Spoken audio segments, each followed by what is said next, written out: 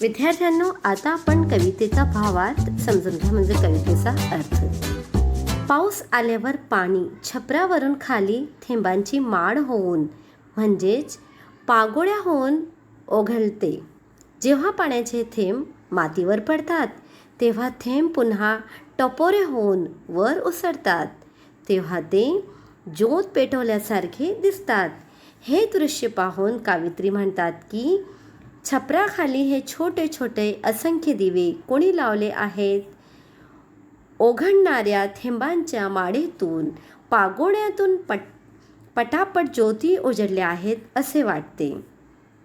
थेंबांचे ठिपके ठिपके जोडून जणू धरतीवर रांगोळी सजवलेली आहे आणि या रांगोळीतून इंद्रधनुष्याचे सप्तरंग विखुरलेले आहेत.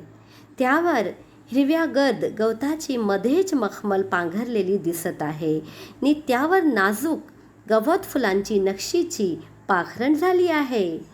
रिमझिमत्या सरीमधून टपटप टपटप अशी सुरांची लकीर दिशादिशातून घुमत आहे. छपरावरती थेंबांचा असा ठेका धरला आहे की पाऊस स्वतः तबला नवाज होऊन तबल्याचे बोल वाजवत आहे. सर्वत्र विखुरलेल्या हिरव्यागार रंगातून वर्षा ऋतूचा दिव्य सोहळा सुरू आहे. अशा प्रकारे धरती धारांनी ओथंबून उत्सव साजरा करत आहे. विद्यार्थ्यांनो, आता पावसाळा सुरू आहे.